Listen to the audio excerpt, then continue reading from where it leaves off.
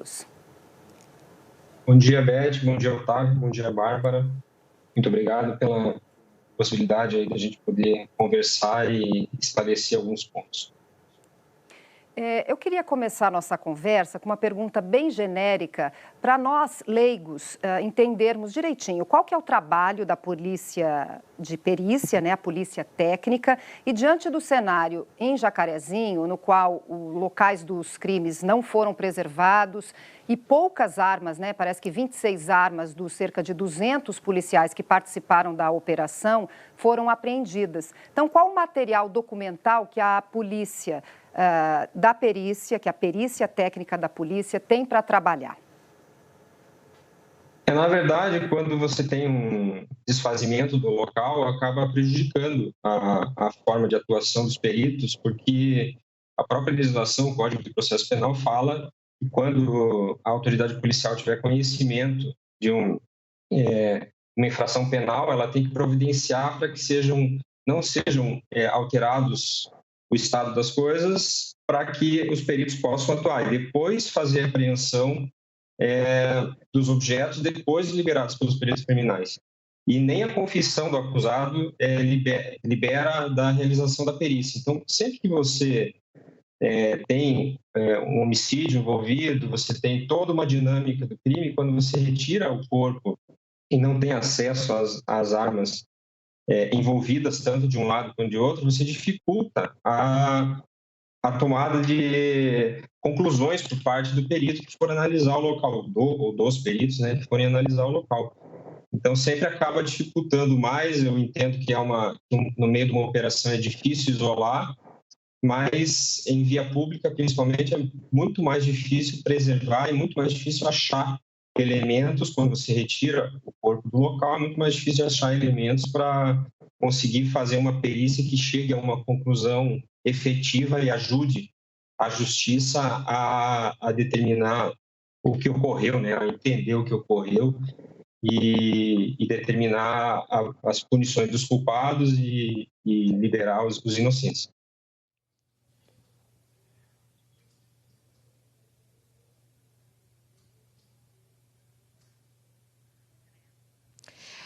Perito, muito obrigada pela sua participação, viu, novamente. Então, o que eu queria perguntar é sobre a independência da perícia. Quão importante é ter uma perícia independente da polícia, né? O Otávio Guedes estava me contando ontem que o Rio de Janeiro é um dos poucos estados em que há essa dependência, essa correlação, e que isso pode eventualmente atrapalhar as investigações, num caso como esse especificamente, em que são investigados, né, e podem vir a ser investigados oficialmente policiais civis, a perícia ser da própria polícia pode atrapalhar. Houve até a designação, né, de um perito por parte do Ministério Público para acompanhar a identificação dos corpos e as 27 autópsias. Esse relatório final ainda não foi concluído, mas houve essa designação. Então, qual é a importância dessa independência da perícia? São 19 estados hoje no Brasil que a perícia, o órgão pericial, é subordinado diretamente ao secretário de Segurança. No caso do Rio de Janeiro, não existe a Secretaria de Segurança, existe a Secretaria de Polícia Civil e a Secretaria de Polícia Militar. A perícia fica dentro da Secretaria de Polícia Civil e até o início do ano, dia 5 de janeiro, quem era o diretor do Departamento Geral de Polícia Científica da Polícia Civil do Rio de Janeiro era uma delegada de polícia, era o único estado ainda que a perícia era dirigida por um delegado. Hoje é dirigida por um perito e cada vez mais se entende essa importância de você ter a desvinculação da perícia da atividade policial, civil, tanto civil quanto militar, para você poder prestar o seu serviço de maneira mais autônoma, mais isenta, você poder mostrar o que a perícia, o que os elementos técnicos indicam, e a investigação mostra a parte testemunhal, os demais elementos investigatórios, e daí, quando os dois apontam para o mesmo lugar, você tem muito mais segurança na conclusão. Então, é fundamental que a perícia tenha essa desvinculação da atividade policial, justamente policial civil, né, na verdade, porque em outros estados a perícia é polícia científica e acaba prestando serviço tanto para a polícia civil, para a polícia militar, para casos administrativos, para o próprio Ministério Público. O Ministério Público também é uma parte, ele vai fazer parte da acusação, então quem faz a perícia do Ministério Público, na prática, é um assistente técnico, porque ele está defendendo um lado e vai corroborar ou não com o que a perícia definir. Então, quanto mais isento e autônoma a perícia for, mais você tem segurança para garantir, principalmente em casos que você tenha envolvimento de agentes públicos, você não tem a subordinação do perito com a autoridade policial que está investigando o caso. No caso do Rio de Janeiro, ainda, os peritos que trabalham em locais de homicídios, eles são vinculados diretamente ao Departamento Geral de Homicídios e Proteção à Pessoa. Então, eles não são nem subordinados diretamente ao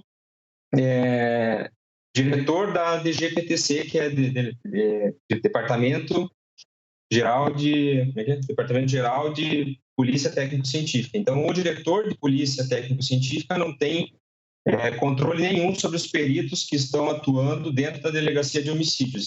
Inclusive, as substituições ou trocas de escala ficam por conta do delegado geral desse departamento. Então, acaba você tendo muito mais dificuldade de atuar de maneira isenta e de maneira autônoma, acaba tendo problemas de investimentos, você não tem os mesmos equipamentos disponíveis, você tem estados com disparidades muito grandes.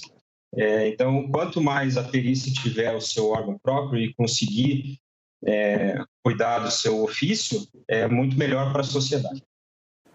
Leandro, Otávio Guedes, aqui do Rio de Janeiro. Bom dia. Você falou de investimento, eu me lembrei que existe uma mesa chamada Raman, que analisa drogas sintéticas, comprada na intervenção federal e ficou encaixotada até pouco tempo, porque como a perícia era chefiada por um delegado, ele não entendia exatamente a importância ali, entre outros problemas, né? Mas então, pelo que você está dizendo, qual é o cenário ideal para o Rio de Janeiro ter uma perícia independente? É criar uma secretaria de polícia técnica ou, pelo menos, uma subsecretaria dentro da Polícia Civil, como quer fazer o chefe de polícia, Alan Turnovski? O ideal seria uma secretaria de polícia técnico-científica, mas se não for viável, era criar uma secretaria de polícia técnico-científica dentro da Polícia Civil, como é em São Paulo, que é a Superintendência de Polícia Científica, e o diretor ser subordinado diretamente ao governador do estado.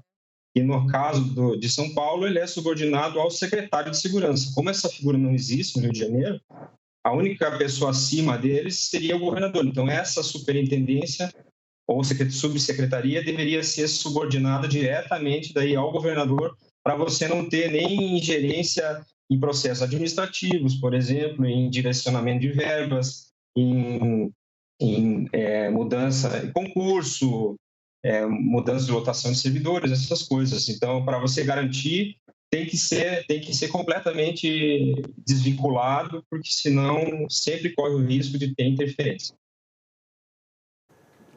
Bom, então, só para resumir, ficar com a dúvida, a gente pode dizer que a perícia do Rio de Janeiro é menos independente do que a do resto dos estados da federação, é isso? Se comparar com outros estados, é a menos independente? Até o ano passado, né, ela era a menos independente porque tinha uma delegada de polícia que era a chefe, então era a que menos tinha autonomia, digamos assim. Hoje é um perito, que é o diretor, mas ela se equipara a outros 7 estados que a perícia ainda é dentro da Polícia Civil. Em 19, a perícia já está fora, pelo menos a subordinação do diretor da perícia é diretamente ao secretário de Segurança. Leandro, a gente sabe até o momento que as mortes do Jacarezinho foram concentradas em 13 localidades. Há localidades em que aconteceram 6 mortes, por exemplo, na Rua do Areal, 7 mortes.